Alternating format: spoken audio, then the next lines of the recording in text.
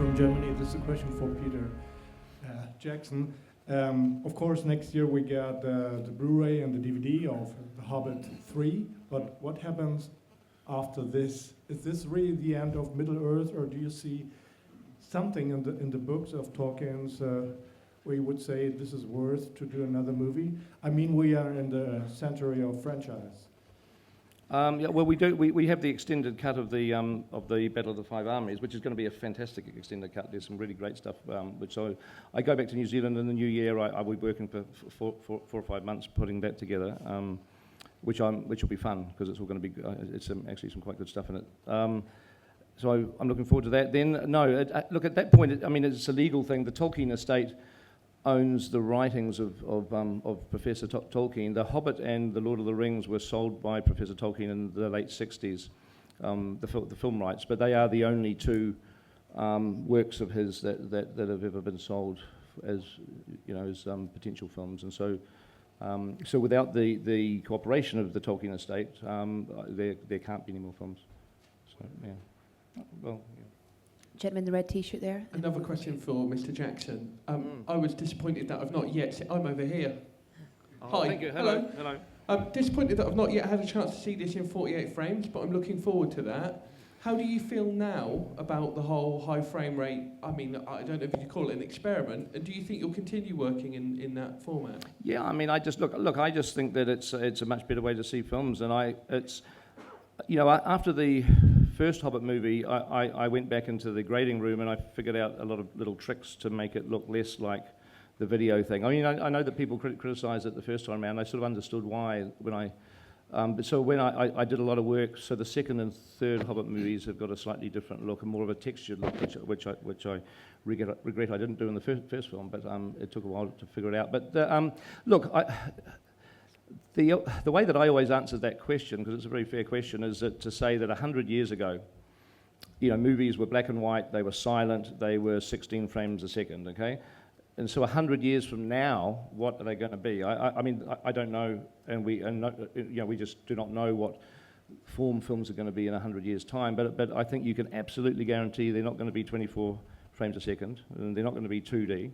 So at what point between now and 100 years do these advances actually happen? So I just think it's, and ultimately, the audiences for movies are beginning to dwindle. There's so much competition for seeing things on iPhones and iPads and everything else that it has become a very serious issue for the industry, because the industry has to have the audiences in order to make these films. It's this is sort of feed itself. So it's become a very serious thing for the industry of how do you get people to leave their houses and go to the theatre. I mean, the audiences are slipping away. So I think it's important that filmmakers do look at the technology that's available and just think of how we can use it to make that experience in the cinema a little bit more exciting. So that's my theory about it all.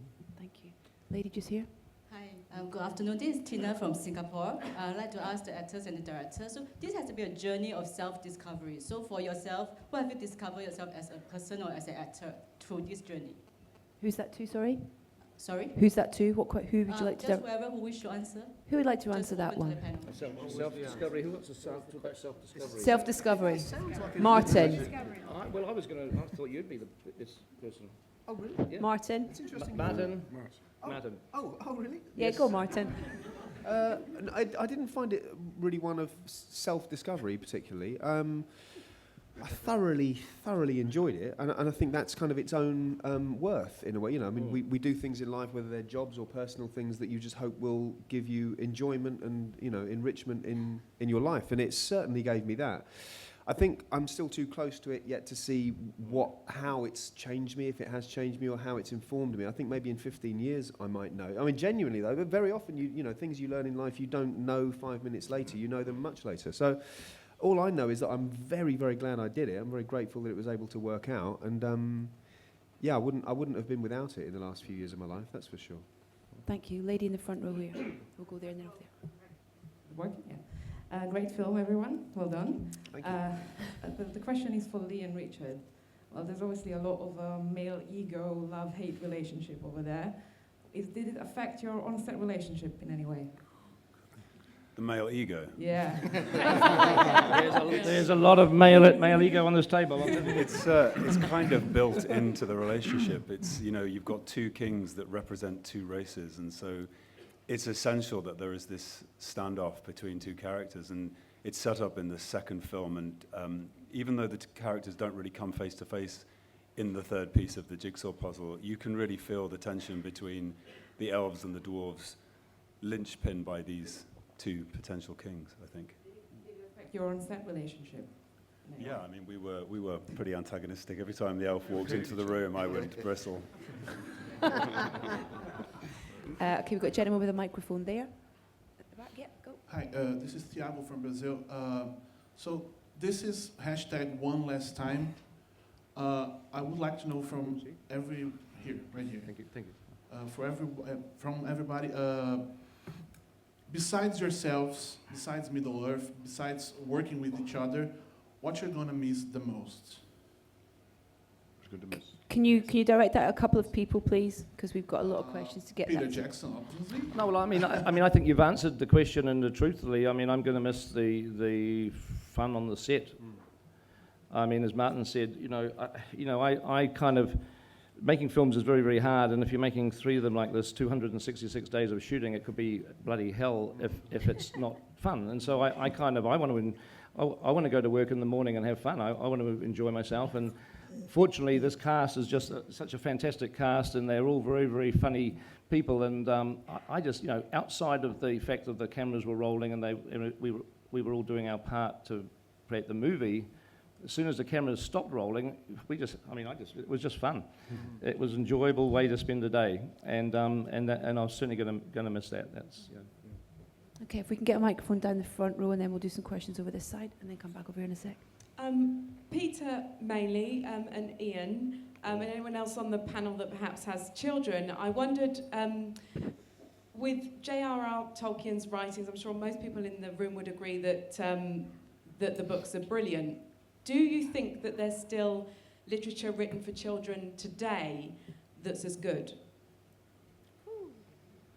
Do I think there's literature written for Yes, absolutely. Yes, I think informed and influenced by him, and we actually have a children's book, rather wonderful children's book author sitting at this table, Evangeline Lilly.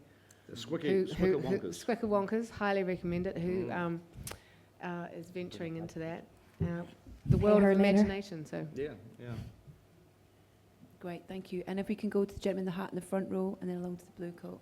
Hello there. I've got a question from my 10-year-old son, Hag. It's to whoever's brave enough to answer it, really. There's now 6 movies. Which one's your favourite? Oh. I'd love to get all of you. Fellowship. Oh, they're good. Two Towers. Fellowship of the Ring. I think maybe Two Towers. I think that's enough. Let's move on. I like the Battle of Helm's Deep, actually. I mean, I like the Two Towers, but I like particularly the Helm's Deep sequence. They're all brilliant. Yeah. Thank you. Can you pass the mic along, please? We'll do the lady and then the gentleman in the blue coat. Thank you. Can I ask Peter, given your daytime immersion in fantasy, what do you dream about? Fran Walsh. Sorry? Well, I mean, look, it's a very boring answer, but every time I make a movie, and these movies were no exception, the first day I start shooting, I start having a recurring nightmare every single night that I'm lying in bed and there's a film crew surrounding the bed, waiting for me to tell them what to do, and I don't quite know what movie I'm actually making. And I'm not sure, I don't think there's even a script, and they're all standing there needing to have information from me, and I'm in bed, I'm tired, I'm exhausted, and I can barely think straight.